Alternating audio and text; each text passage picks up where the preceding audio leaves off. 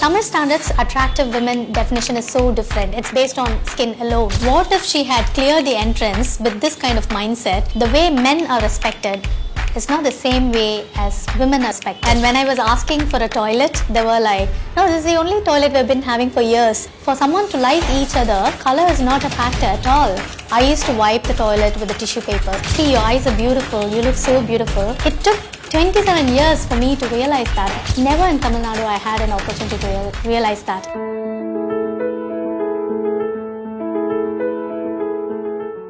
I was born in Perambalur.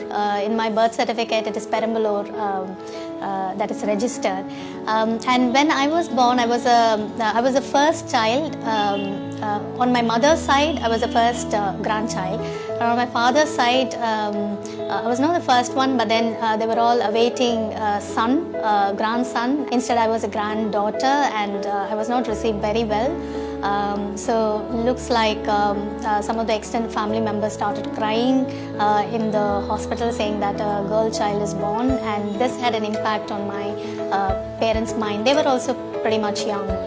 So in their minds, they didn't want the impact of caste, the impact of class, and also gender, because they thought that this daughter should not feel the pressure of the society. So my dad wanted to move to a place that is neither related to his side nor related to mom's side. They were very much committed to not to go back into the village setup, because in their minds it is the villages of India where caste is concentrated, and there is much impact of class, and also there is a lot of sexism and misogyny.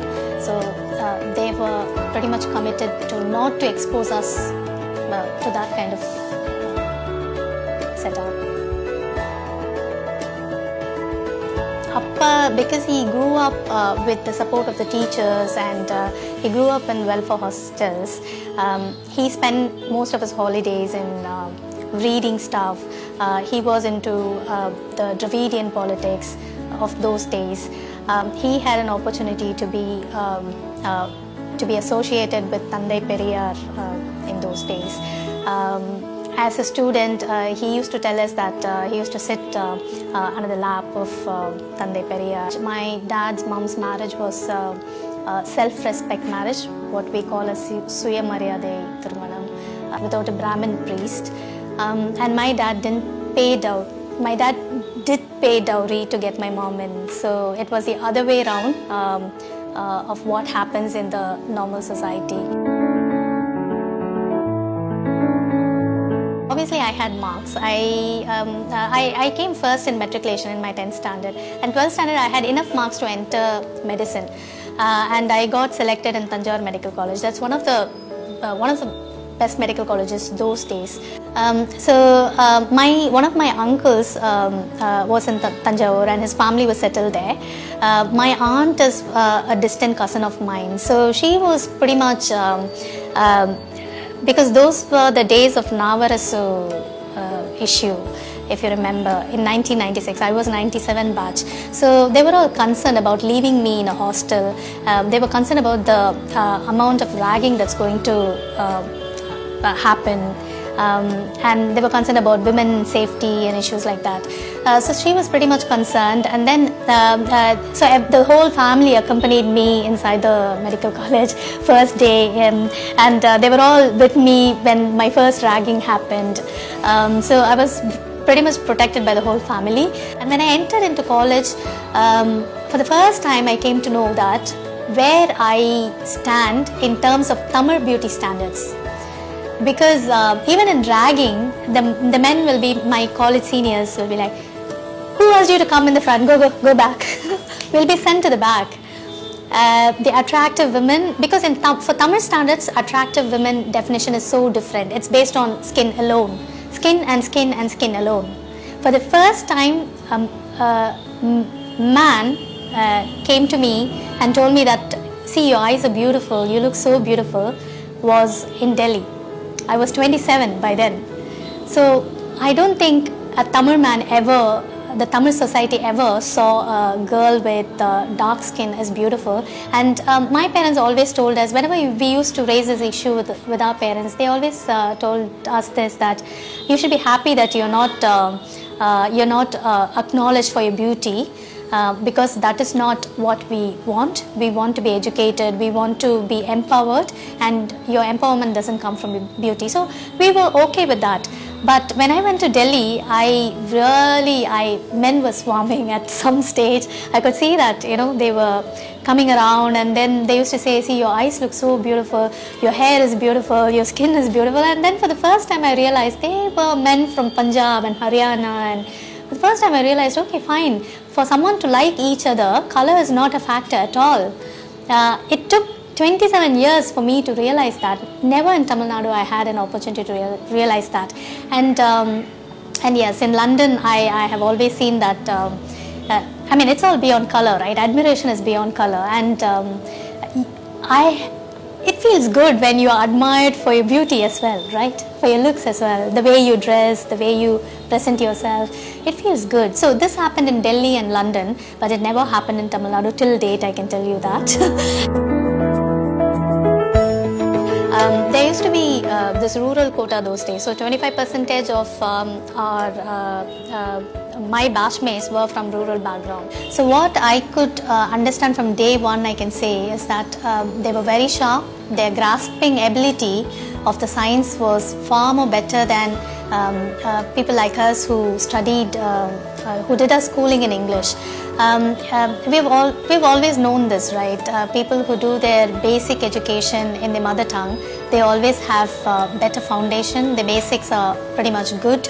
We've always known this, and this is something I've observed from my day one of my medical school. The nutrition that we receive as children, it has a big impact in our intellect, in our intellectual growth, in our psychological growth.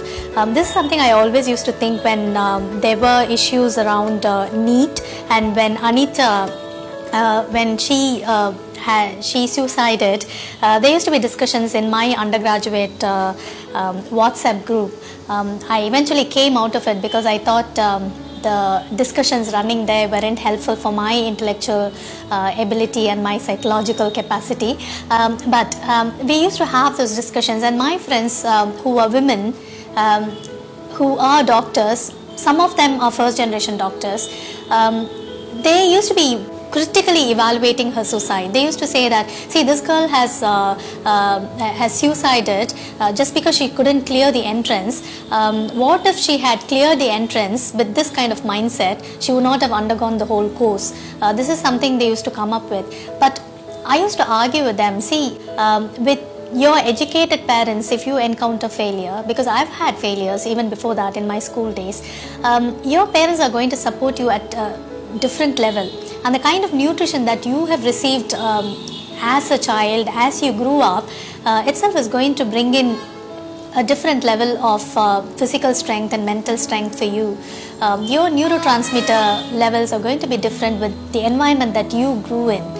So the way you encounter failure will be much more easier than someone who encounters failure. Like, for example, take Anita. In her case, she didn't have a mom. She grew up with brothers, supported by brothers who were just few years elder to her. So what kind of psychological help, what kind of nutrition she would have received? So you cannot place her in the same level playing field as you place your own child. The failures may be same, but then the emotional ability or the intellectual ability will be very different, because for your child, they're also having the passive intellectual transfer from you. You would have read thousands of self-help books, and that you're going to transfer that to your child as she grows up. So you cannot place Anita with you when it comes to life. So we have not created a level playing field despite all that the government does. I was always attracted to general medicine. One of the reasons was my clinical acumen was good. That is very much required for general medicine. But also that in my mind, I had already decided I won't take up obs-gynae, I won't take up ophthalmology, dermatology, pediatrics, because in one way or the other, women always land up in these specialities. this is the sexism in medicine which doesn't come out at all. Even I don't think most of the women doctors themselves realize why they are choosing obs gynecology compared to general medicine or general surgery. Even people who had very good surgical skills, they used to only take obs gynecology. They were not taking general surgery those days. These days things are changing. So in my mind I thought, no, I'm not going to take any of the non-clinical specialties or dermatology, pediatrics, obs gynae. In fact, I was criticized heavily by the faculty who was sitting in the counseling session because that year, strangely, general medical seats all got over early. And I had obs gynae and pediatrics in MMC. They were diploma, but that was not a concern. I was very clear. I told them, no, I'm not taking pediatrics and obs gynae, and they were like, no, this is an MMC. Are you crazy? Have you discussed this with your parents? That was a question the faculty asked me. And then I came out and I told my father. So we came off, and after a month's call, I got my waiting list moved, and I got into Government Mohan Kumar Mangalam Medical College in Salem. From that time on, I was a loner. So, because super specialty is not something, women take up MD general medicine, but then super specialty is not something women were taking up frequently. That too, even if they take up, they'll only take up within the they'll take up their seat within the state. So they were not moving out. I wanted to do in an institute of national importance, and there are only 6-7 institutes of national importance. So to enter those kind of institutes, you need to get some work experience. So I moved to Delhi. So first I was working in GB Pant. GB Pant is the super speciality branch of Maulana Azad Medical College. So there used to be men around me, 18-20 men, and I used to be the only woman. There was just one toilet, and when I was asking for a toilet, they were like, no, this is the only toilet we've been having for years. Why do you want another toilet? They used to just make fun of me. You have come all the way from Tamil Nadu. You want to work with men. You're entering into a field where there's going to be men alone. It's a male dominant medical field, medical speciality. But why do you want a separate toilet? So I used to think about it. The thing is, men are men anyways. Even if they are doctors, they don't have toilet etiquettes. So the toilet seat is always going to be soiled. And every single time that I enter the toilet for my own use, I used to wipe the toilet with the tissue papers. Most of the times the tissue papers won't be there. I used to buy tissue bundles with me. I used to carry them in my bags. I used to wipe them off, and then I will use the toilet seat for myself. And after I use, I have to make sure that it's clean enough for the next person to use. And every single time, 3 times in a day, I used to do this. And if you actually think about it, my colleagues who didn't choose to come into medicine and got married as early as their high school, or my colleagues who entered medicine but just did MBBS, didn't aspire into broad specialty or into super specialty like me, they wouldn't be doing this toilet cleaning at their home, because they just have one man, their husband, in their homes. Even if the husband is not toilet trained enough, Indian women can somehow train their husbands for the toilets. I mean, they can train them to keep the toilets clean. Whereas what I was doing is I was cleaning the soiled toilet seats of 18 men wherever I worked. Till the time I worked in London, I was doing this. Till last month, I have been doing this. So these are the difficulties which people do not know at all. They just see us and then they think that, okay, she's an expert doctor. She had educated parents. She's from a privileged background. They just assume that. But yes, I was from a reasonably privileged background, comparatively privileged background. But then I was somewhere into middle class, fine. But the small things that you do, the small sacrifices that you do on a day-to-day life is way more than what a woman who chooses to be a housewife or who's pushed into that housewife role does. So that is one side of the story which many of them do not know. I'm pretty sure pilots should be having the same problem. The army officers, the women army officers should be having the same problem. I'm pretty much sure about these things. For a woman to reach a male's outcome, reach the performance of a man, you will have to work at least 10 times more, because you are also working against the prejudice and biases in everyone else's mind. You enter an outpatient department. The way men are respected is not the same way as the women doctors are respected. They'll just barge in and, Papa, inga doctor yaru? So that's how they'll ask you, because they won't even realize that a doctor can be a woman, especially an expert. A doctor who's a super specialist can be a woman. They can't realize that because they've never seen that. That's the main thing, because there were less than 10 candidates in the whole lot of 108 or 110 candidates who have done gastroenterology in Vellore in the last 35 years.